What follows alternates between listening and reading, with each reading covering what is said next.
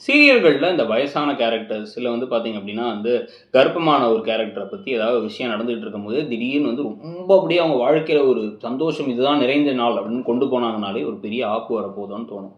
முன்னலாம் வந்து எப்பயுமே பிரெக்னன்ட்டா யாராவது ஒருத்தவங்க இருந்தாங்கன்னா, அவங்கள உருட்டி விடுறது, இந்த பக்கம் வந்து வந்து அந்த பக்கம் இடிக்க விடுறது, தள்ளி விடுறது, அவங்களுக்கு ஏதாச்சும் ஒண்ணு சாப்பிட்டத ஒத்துக்கலங்கிற மாரி ஒரு பெரிய பிரச்சனை வர்றது, மாடிப்படிலேருந்து உருள்றதுன்னு ஏதாச்சும் ஒரு விஷயம் நடந்துகிட்டு இருக்கும்.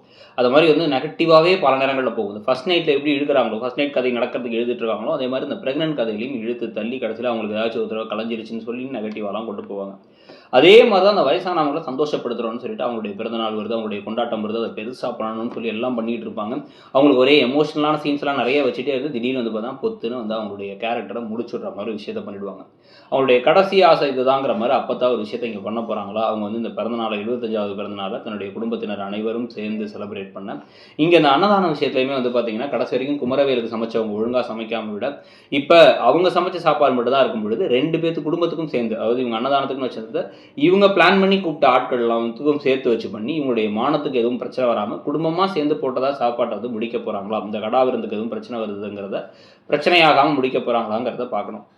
இதுக்கிடையில வந்து பார்த்தீங்கன்னா வந்து அப்படியே கொஞ்சம் கொஞ்சமா குமரவேல் மாறிட்டாருன்னு எல்லாரும் புரிஞ்சுக்கிறது ஒரு பக்கம்.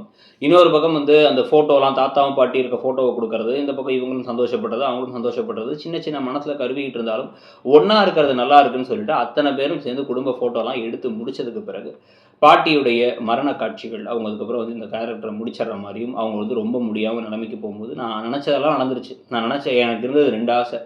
என் கணவரோட சேர்த்து வச்ச ஒரு ஃபோட்டோ வேணும்னு நெனச்சேன். அது கெடைச்சிருச்சு. அதே மாரி வந்து பார்த்தீங்க அப்டின்னா வந்து, இப்ப ஃபேமிலியோட சேர்ந்து எல்லாரும் ஒண்ணா இருக்க மாரி ஒரு விஷயம் நடக்கணும்னு நெனச்சேன். அதுவும் நடந்துருச்சு. இதுக்கப்புறம் வந்து எனக்கு மனசுல இருக்க ஒரே ஒரு வழி தான். குடும்பம் ஒண்ணா இருக்கணுங்கிறதுக்கு ஒரு வழி விஷயம் வந்து குமரவேல் அண்ட் அரசி ஒண்ணா இருக்கணும். அவங்களுக்கு என் கண்ணு முன்னாடி ஒரு கல்யாணத்த பண்ணி வச்சுருங்கன்னு சொல்லிட்டு, அவங்க உயிர விடுற மாரி காட்சிகளோ, இல்ல அந்த கல்யாணம் நடந்த உடனே அவங்க டபக்குன்னு எந்திச்சு உட்கார்ற மாரி காட்சிகளோ வரப்போதாங்கிறத பார்க்கணும். அத பத்தி நீங்க என்ன நெனைக்கிறீங்கங்கிறத சொல்லுங்க. Thank you.